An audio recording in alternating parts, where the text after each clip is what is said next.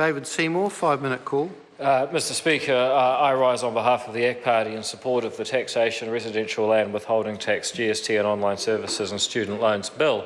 Mr Speaker, this is a bill that takes in a number of very interesting matters of taxation policy. And when I think about, well, for the honourable member, I was thinking of doing just that, and I thought about what Adam Smith once said about an income tax, that it would be an intolerable intrusion into the affairs of men and women to impose an income tax. And 300 years later, isn't this bill a demonstration of Smith's prophecy?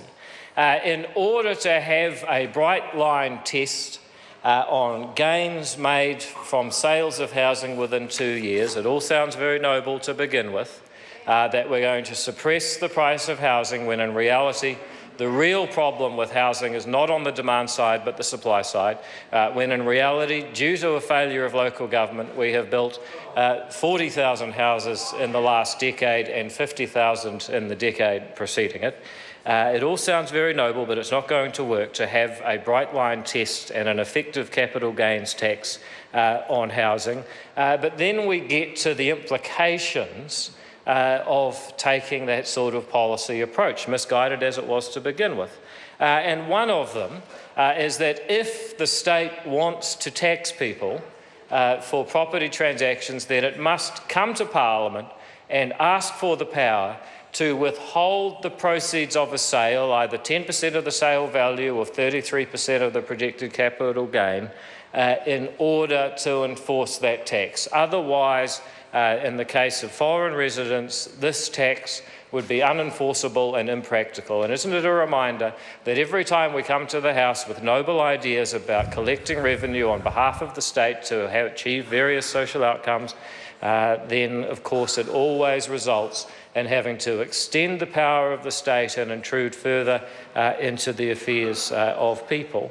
So, Mr Speaker, I regretfully vote for this measure.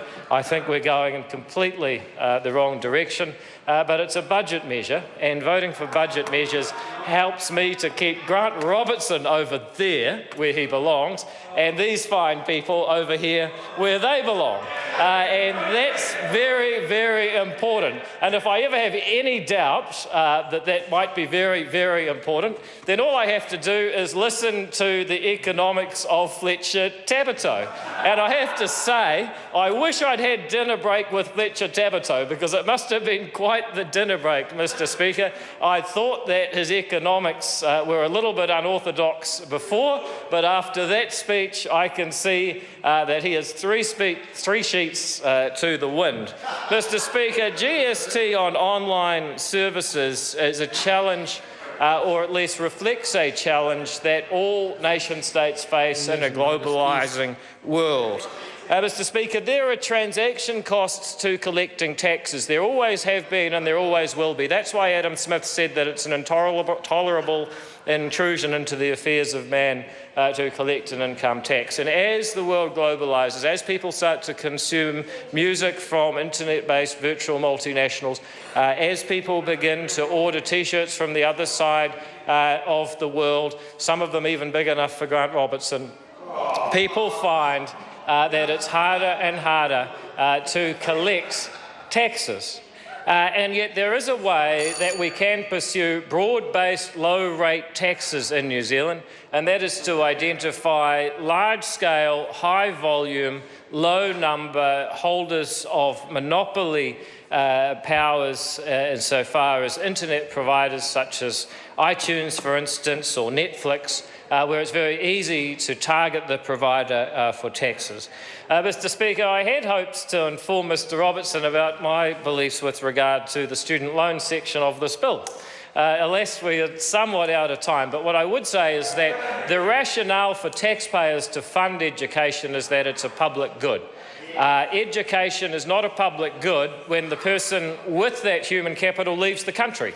And so anything that this government can do to ensure that the returns on that capital are captured back to the New Zealand taxpayer has got to be a good thing.